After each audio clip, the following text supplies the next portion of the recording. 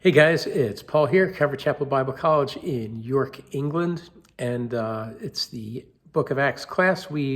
Last video, we got as far as the end of chapter 26, and Paul has basically spent 2 years in prison in Caesarea. He was arrested in the temple in Jerusalem, and there's this whole protracted legal process that has been playing out, and it finally culminates at the end of chapter 26 with his appeal to Caesar. So he is heard before King Agrippa, and the culmination of that is that they decide to send him on to Rome. And Paul had previously had this word from the Lord back in Jerusalem. The Lord spoke to him one night and said, "As you have testified for me in Jerusalem, so also you must bear witness at Rome."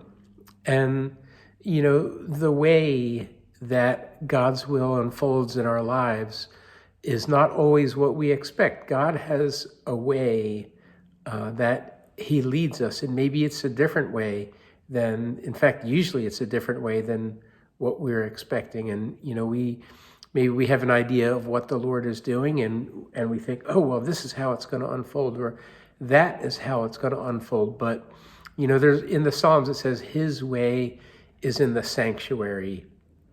And, God has a perfect way that his will unfolds. And he says in Isaiah, as the heavens are higher than the earth, so are my ways above your ways.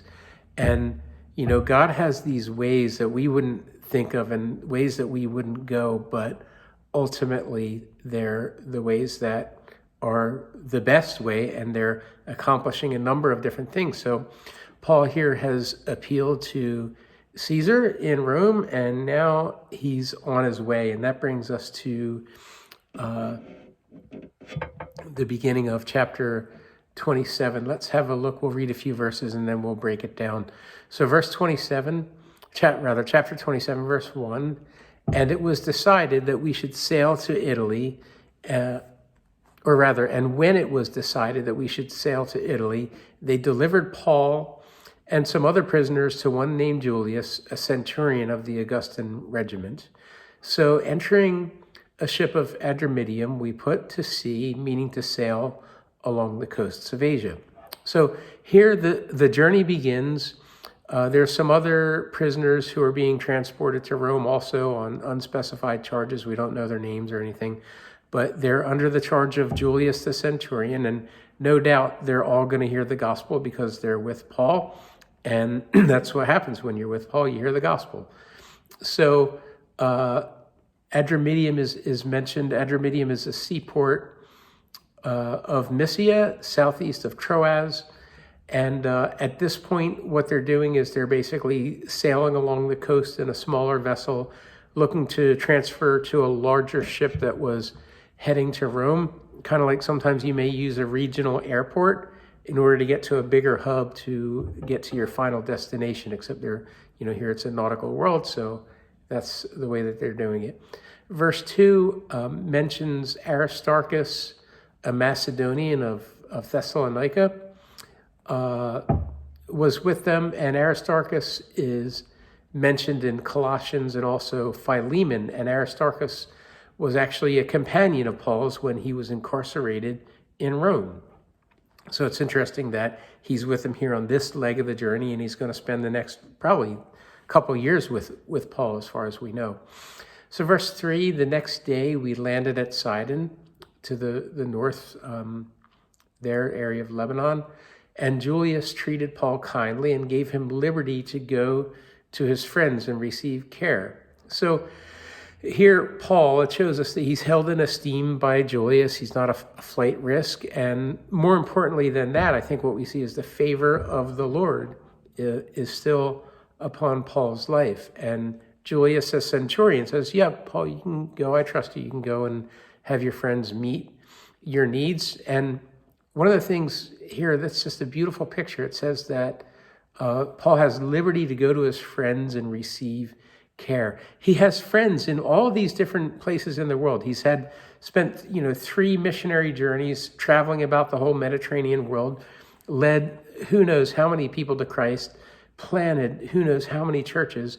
And now pretty much everywhere that he goes, he has friends. And what did Jesus say? That, if you leave houses and family and friends for the sake of the gospel and for my sake, you'll receive 100 times more, both in this world and everlasting life, eternal life in the world to come.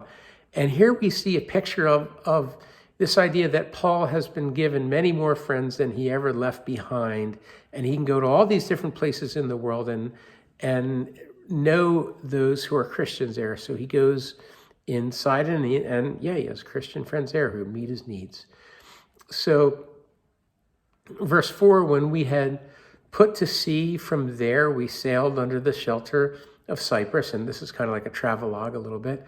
We sailed under the shelter of Cyprus because the winds were contrary. And when we had sailed over the sea, which is off Cilicia and Pamphylia, we came to Myra, a city of Lycia.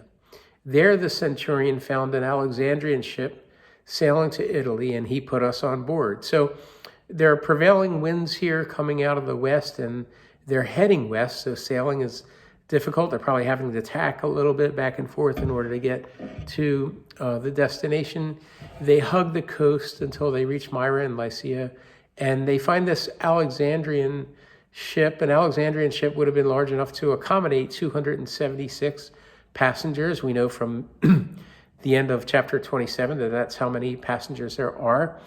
And an Alexandrian ship, well, Egypt or Alexandria, that area was Rome's breadbasket, and there were large grain ships that would sail from North Africa to Rome in order to keep the massive population in Rome fed with bread. So there's this grain ship that they wind up sailing on. Verse 7, it says, when we had sailed slowly many days and arrived with difficulty off Cnidus, the wind not permitting us to proceed, we sailed under the shelter of Crete off Salmone. Passing it with difficulty, we came to a place called Fair Havens, near the city of Lasea. So they're starting out, and it's becoming a labored journey, and the wind's not cooperating, and they're almost fighting to get to the next place that they're going to.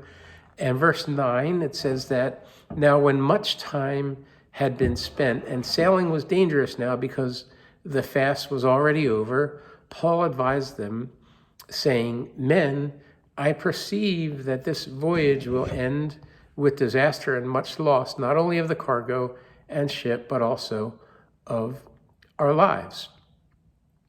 So the fast, what is he talking about? Well, the Day of Atonement. So it would be late September or early October, and there's a shift in the weather there in the Mediterranean Sea, and it becomes dangerous. There's a lot more storms as you get into the fall months that would kick up. And so Paul gives them this warning. He's not necessarily speaking prophetically at this point. He's speaking more out of his own personal experience and maybe his gut intuition. And we know that, what does Paul know about sailing? Well, at this point, he's already written 2 Corinthians, and in 2 Corinthians, he talks about having been shipwrecked 3 times. So this isn't Paul's first time around on a sailing vessel. He's already been shipwrecked. So if he was shipwrecked, he was on that many more boats if he was shipwrecked 3 times. And he just gets this kind of feeling like, oh, I've been down this road before, and hey guys, it's not looking good, and I have this feeling that there's going to be much loss. And he wasn't speaking prophetically because he speaks of lives being lost, and later we know that there were no lives lost. But anyway, verse 11, it says, nevertheless, the centurion was more persuaded by the helmsman and the owner of the ship than by the things spoken by Paul. The centurion would have been kind of the ruler, the final word on the ship, because the grain ships sailed. They were kind of contracted by the government of Rome, by the Romans. So the centurion would have the final say on whether it was going to sail or not. So it tells us here that the centurion is more persuaded by the owner of the ship and the helmsman rather than the Apostle Paul. And because the harbor was not suitable to winter in, the majority advised to set sail from there also, if by any means they could reach Phoenix, a harbor of Crete opening toward the southwest and northwest, and winter there. So the harbor not being suitable to winter in, Fair Havens evidently doesn't have the sort of things that the sailors will be looking for over the winter. And it seems like everyone would rather reach Crete. And so the majority advised to set sail, and it's just another example of the majority often getting it wrong, as we'll see. So here we have, in verse 13, it says, "Now, when the south wind blew softly, supposing that they had obtained their desire, putting out to sea, they sailed close by Crete." So everything looks good. Hey, we made a good decision. There's just a soft wind blowing out of the south, and it's smooth sailing, and everyone's like, yeah, we did the right thing. And, they feel like they're on their way. And then we have that infamous word, but, in verse 14, that has a way of changing everything. So verse 14, "But not long after, a tempestuous headwind arose," and a headwind means it's something that's blowing at your head, right at you. So you have a tempestuous headwind arose called Euroclydon. So when the ship was caught and could not head into the wind, we let her drive. And running under the shelter of an island called Clauda, we secured the skiff with difficulty.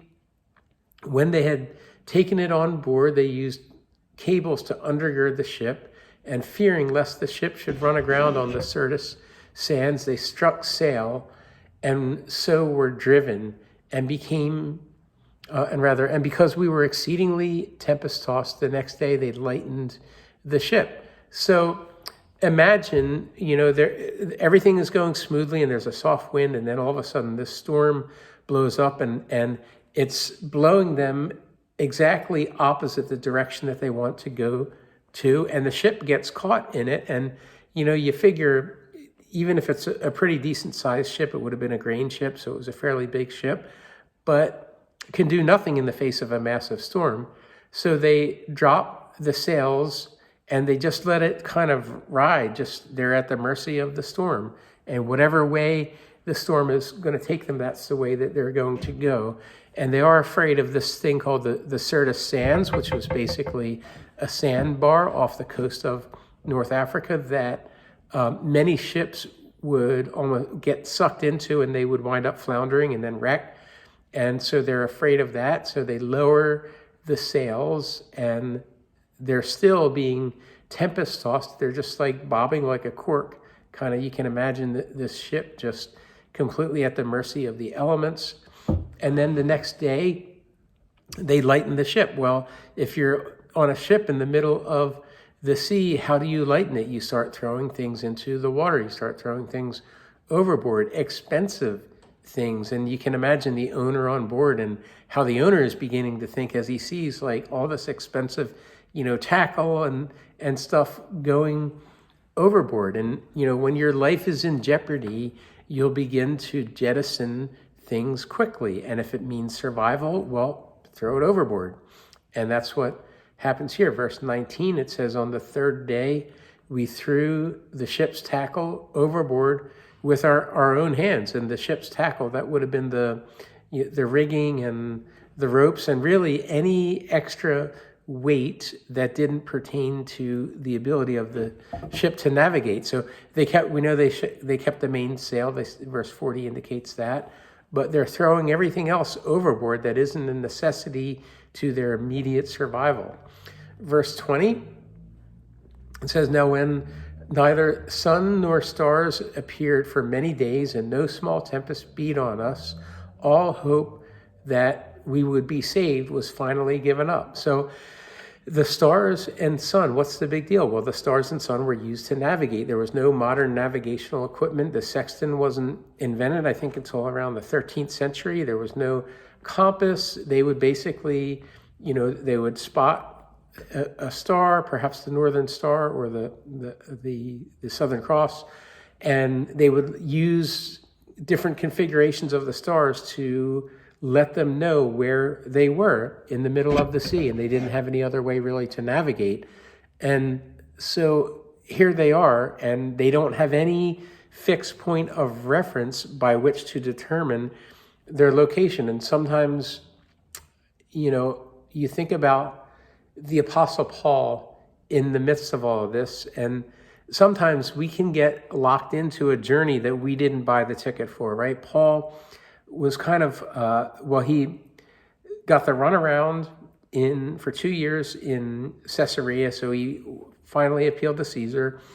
And then he gets on this journey. He's on this ship now, and he's advised them not to go, to travel on, but he's not the final authority. So he's locked into this thing. And sometimes we can find ourselves locked in on a journey where other people have made decisions. And because of that, we just have to ride things out. And, I can imagine that the Apostle Paul is praying and all that sort of thing.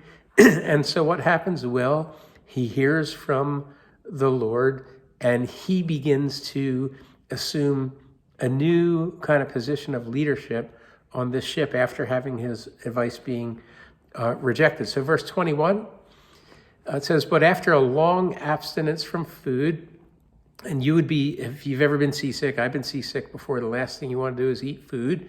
So after a long abstinence from food, Paul stood in the midst of them and said, men, you should have listened to me and not have sailed from Crete and incurred this disaster and loss. So he gets a clear word from the Lord, but there's still kind of this glimmer of hope. Then he says, and now I urge you to take heart, for there will be no loss of life among you. This is a word from the Lord. There will be no loss of life among you, but only of the ship. And so before, when he advised them to sail on, not to sail on, that was more of a gut instinct. Here he gets a definite word from the Lord. And what is the word? Well, the ship is going down, but the people are going to be saved. And I have to take a minute and just talk about this idea that the ship is going down, but the people will be saved. And, we think about this world and planet Earth and all that, and the way that things are going. And we know that there's no hope in this world. How does someone make it to eternity from, England or from New Jersey or from wherever? How do you get to eternity? Well, only through Jesus. And the message for the world today is that the ship is going down. There's no hope in the world. There's no government. There's nothing. I mean, it's appointed for man to die once. And after that, there's a judgment. And everyone, whether they suppress it or not, everyone has an idea that they're going to die at some point. So the word here is that the ship is going down, but the people will be saved. Some people will be saved. Here on this ship, there will be no loss of life. But in terms of the world, not everyone is going to be saved, but we still need to get the message of the gospel out. So that's just an aside. Let's jump back and look at our story with Paul here. He says, I urge you to take heart, for there will be no loss of life among you, but only of the ship. For there stood by me this night an angel of God to whom I belong and whom I serve. So he's talking to pagans and perhaps believers alike. There stood by me this night an angel of God to whom I belong, the God of whom I belong and whom I serve, saying, do not be afraid, Paul, for you must be brought before Caesar. And indeed, God has granted you all those who sail with you. A very specific word from the Lord for Paul and for all those who are there with him. Therefore, take heart, men, for I believe God that it will be just as it was told me. However, we must run aground on a certain island. So here Paul gets another word of personal encouragement from the Lord. It's the second time where he's told not to fear. The last time it was back in Jerusalem. Here, he says again, do not fear. In the midst of the storm, it's as if the Lord is saying, Paul, things are right on schedule. You're going to make it on to Rome, and everything's right on schedule. There's just a little shipwreck that has to happen in between, but everything is on schedule. And it's wonderful to know that, maybe find ourselves in the middle of a storm and we haven't seen the stars or sun, no fixed navigational point for days. And then we get a word from the Lord that everything is okay. Everything's going to work out okay. And so Paul gets this word from the Lord specifically for him, but now he's able to share the word from the Lord to encourage others on the ship. And imagine how good that word must have sounded to those who heard it. It's like a death sentence being commuted.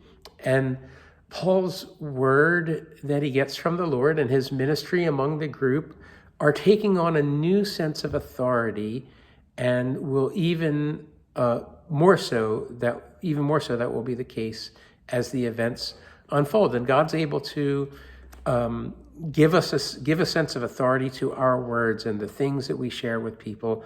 Circumstantially, he has a way of making our words heard by people. So verse 27, now when the 14th night had come, as we were driven up and down in the Adriatic Sea, you can imagine that, driven up and down, kind of this back and forth in the Adriatic Sea. About midnight, the sailors sensed that they were drawing near some land, and they took soundings and found it to be 20 fathoms. And when they had gone a little further, they took soundings again and found it to be 15 fathoms. Then, fearing lest we should run aground on the rocks, they dropped 4 anchors from the stern and prayed for day to come. So the storm has been going on for 14 days. That's a pretty long storm to be in, a literal storm on the sea. And they prayed for day to come. This isn't Paul praying, it's the sailors. They're praying for day to come. So maybe Paul's ministry has had an effect on them.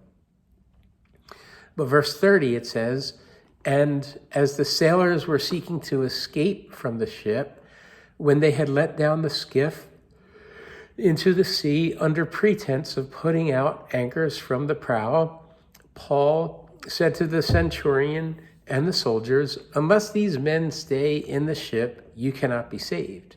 Then the soldiers cut away the ropes of the skiff and let it fall off. So some of these soldiers, they're trying to pull a slide move and escape themselves. They figure, hey, we can't save everyone here, but we have this skiff and we can save at least our own lives. And they pretend that they're putting out anchors when they're really trying to lower this boat down and escape. And Paul says, no. And he tells the centurion, so the soldiers go and they cut the ropes and the boat falls into the water, so no one takes it. And if you think about it, who's the captain of the ship now? Well, it's Paul. The soldiers are obeying him, and God has given him this divine favor in the midst of this circumstance.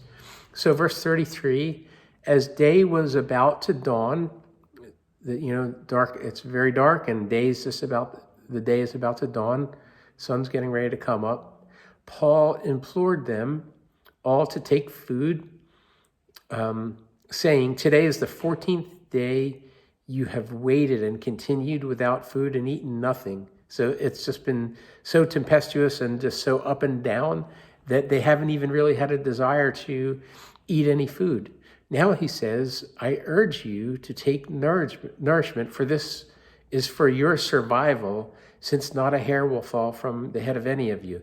They have another physical feat to get through. They have to make it to shore from where the ship breaks up. So Paul says, okay, now it's time to take a little bit of food, and not a hair of anyone's head is going to fall. You're not going to perish, but take some food because you're going to need some energy for this next leg of the journey. And you think about this word from the Lord, and circumstances would seem otherwise. Circumstances would seem to be saying that, hey, abandon hope, everyone's going to perish. But here, out of 276 people, and some of them can't swim, you'd think that, well, some would perhaps survive, but there's no way that everyone's going to survive. But Paul says, not a hair of your head is going to perish. That's a word from the Lord. So verse 35, and when he had said these things, he took bread and gave thanks to God in the presence of them all. And when he had broken it, he began to eat. And what do we see here? Well, it looks a little bit like communion, doesn't it? Breaking bread and giving thanks. And you wonder how many, surely there are some believers, we know that Aristarchus is with them, and there are some other believers that are on board by this point. And here Paul's breaking bread and giving thanks to God, just like Jesus said on the night that he was betrayed. He took bread and he broke it and he said, take this and all that. So anyway, verse 36, it says, and they were all encouraged and also took food themselves. And in all, we were 276 persons on the ship. So when they had eaten enough, they lightened the ship and threw out the wheat into the sea. So let's see. Okay, let's go a little further.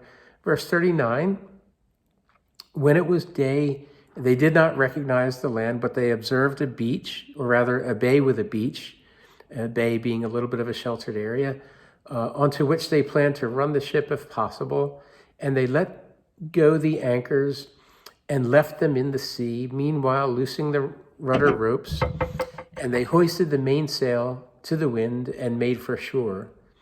So the idea is they cut loose anything that would obstruct the ship, the rudders, the anchors, and all that. They hoist the mainsail so it will catch wind. Evidently, it's blowing toward the shore in this bay on Malta.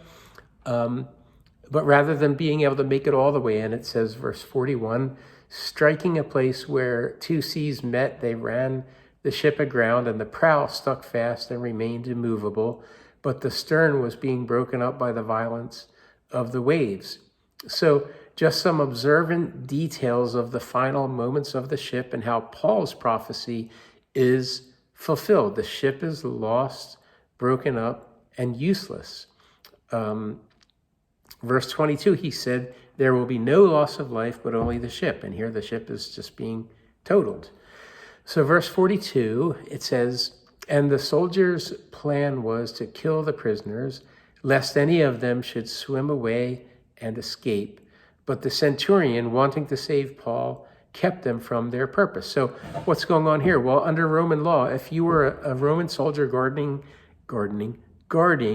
a prisoner, and the prisoner escaped, you would basically be put to death. You would receive their sentence. So the soldiers are seeking to prevent this from happening. They're thinking, if any of these prisoners get away, then it's going to be our lives. And Paul goes to that would have included Paul. Paul would be killed also.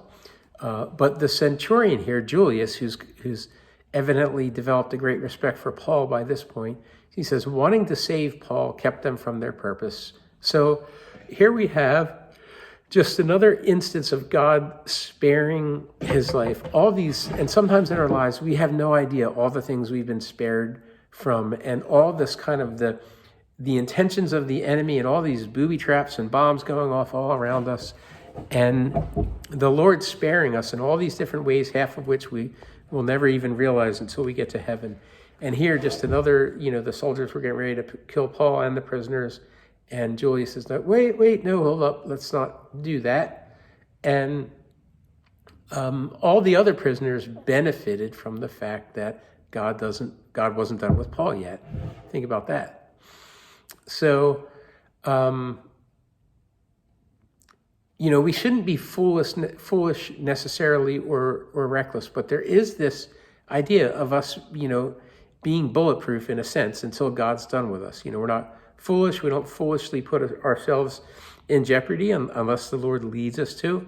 And ultimately, nothing's going to come to us that hasn't already been filtered through the hands of the Lord.